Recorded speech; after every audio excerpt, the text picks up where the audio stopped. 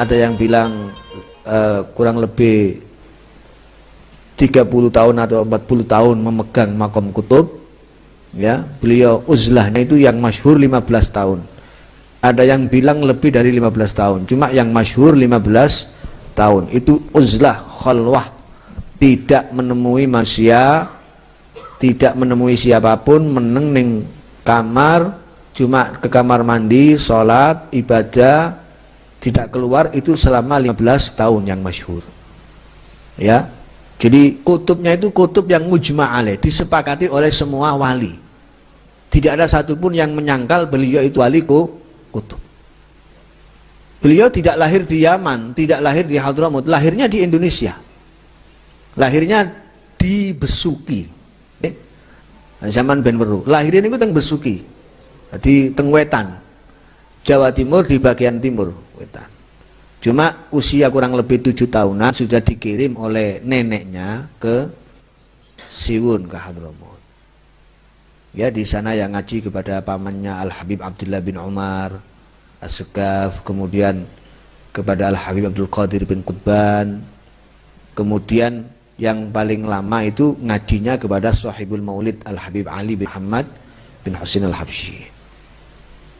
Pulangnya ke tanah Jawa ini, ke tanah Jawa, kembali lagi ke Indonesia niku dibarengi dengan Habib Alwi bin Sekaf As-Sekaf Kebon Agung. Pulangnya itu bareng. Sama-sama nyantri ke Habib Ali Al-Habsyi Siwun. Cuma waktu itu Habib Alwi bin Sekaf As-Sekaf sudah di atas 30 tahun usianya. Habib Abu Bakar Gresik masih belasan tahun pulang itu. Ya, masih belasan tahun. Nah, kemudian setelah itu beliau tinggal menetap, setelah pindah-pindah kemana-mana itu terakhir di Gresik. Ya. Nah, beliau yang ada di foto ini di depan kita ini itu Masya Allah banyak sekali cerita-cerita tentang karomahnya yang kita tidak bisa sampaikan di waktu yang sangat terbatas. Cuma beliau itu terakhir memang beliau berdoa kepada Allah minta diwafatkan umurnya kira-kira sama dengan Syekh Abdul Qadir Al-Jilani radhiyallahu anhu. Maka dituruti oleh Allah Ta'ala dungane wafati persis usia 91 tahun. Itu tahun 1958 Masehi. Wafat dalam usia 91 tahun. Tahun 1958 Masehi. 16 Dzulhijjah wafatnya, 17 itu jenazahnya. Satu-satunya jenazah sing kok omah dugi dalem niku, saking dalem medal teng jaba niku dikarak dengan tolak al-badru, itu jenazahnya beliau. Karena wasiatnya beliau. Beliau wasiat, aku nek mati metune jenazahku teko omah karaan nganggo tolak al-badru. Karena Kanjeng Nabi hadir, niati tolak al-badru nggo hormat Kanjeng Nabi sallallahu alaihi wasallam. Karena beliau orang yang punya makom bisa bertemu langsung dengan Kanjeng Nabi. Makom yang sudah sampai ijtima' ma'an Nabi SAW ya qadhah, itu maqamun yatwil maqamati kullaha. Makom yang bisa menutup semua makom. Jadi kabeh wali zaman Habib Abu Bakar Gresik niku semua di bawah komando Habib Abu Bakar Gresik. Semua wali itu di bawah komandonya beliau. Jadi beliau rajanya wali di zamannya. Kabeh tunduk. Sampai Al-Habib Husain bin Muhammad bin Tahir Al-Haddad, Habib Husain Jombang, wali ini Allah niku nggih, kali kakange Habib Alwi bin Muhammad bin Tahir Al-Haddad yang pesariannya ada di Bogor. Habib Husainnya ada di hidupnya lama di Jombang tapi pesariannya ada di Surabaya. Habib Alwi ada di Bogor. Habib Husain ini dengan Habib Alwi ini dua bersaudara. Sampai Habib Bakar dawuh ma raaitu akhwain ka Alawi wa Husain. Saya belum pernah melihat dua saudara seperti Alwi dan Husain saling menghormati. Kakangnya yang menghormati adik ini, si adik juga menghormati kakak. Sama-sama menghormati. Itu kalau sawan ke Habib Abu Bakar Gresik niku dari depan itu sudah merangkang. Mboten wani ngadeg mlakune. Jadi memang wibawanya luar biasa. Bahkan Al-Maufurlah itu saya mendengar langsung dengan telinga saya, bitalaki langsung.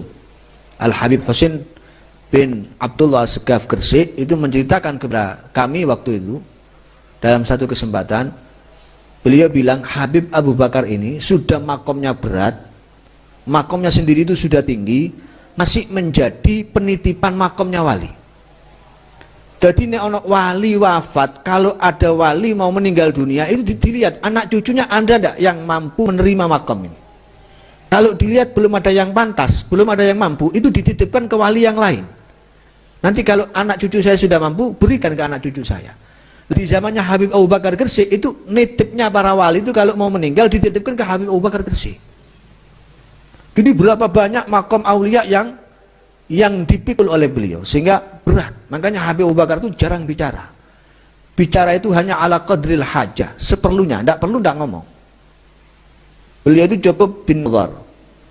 Kalau ada orang itu hanya cukup dipandang saja. Ada orang ahli maksiat dipandang oleh Al-Habib Abu Bakar Gresik, pulangnya langsung jadi orang yang ahli taat. Jadi nazarahnya, pandangannya bisa merubah perilaku orang, merubah hati orang.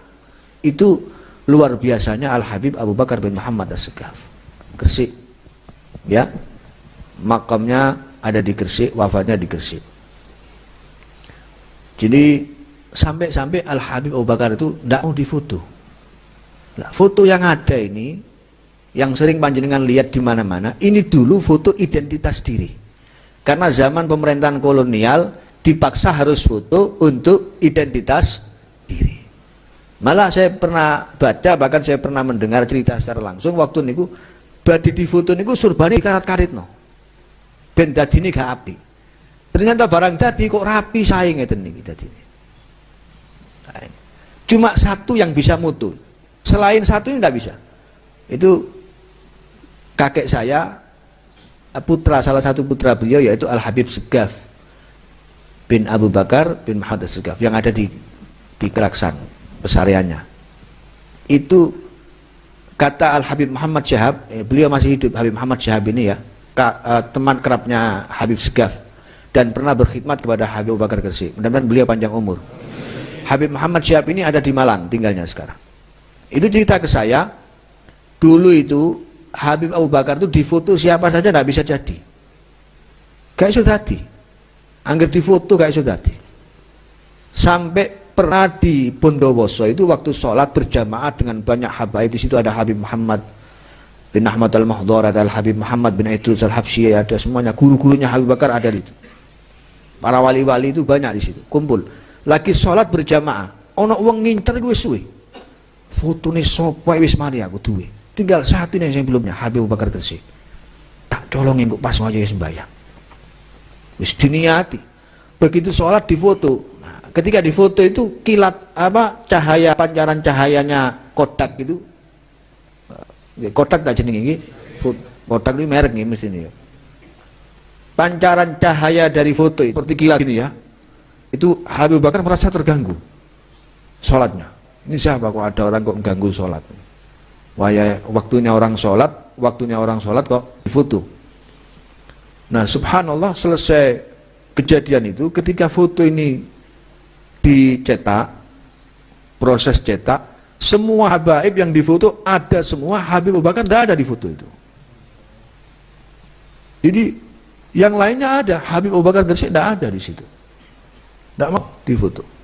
Jadi foto-foto yang selain ini, selain yang ini, yang ada itu beberapa foto itu ada, tidak banyak ya, cuman beberapa puluh foto ya. Itu hasil jebretannya mbah saya, putranya beliau. Jadi kalau putranya sendiri yang moto, beliau tidak marah, tidak apa-apa. Ya diam aja, didiamkan. Dan jadi, nah, fotonya aja jadi. Ya, dan semua putra-putranya beliau, orang-orang yang Masya Allah disayangi semua oleh beliau, ya ada Habib Syekh bin Abu Bakar Gresik yang wafatnya di Sulu persis tanggal 12 Rabiul Awal wafatnya.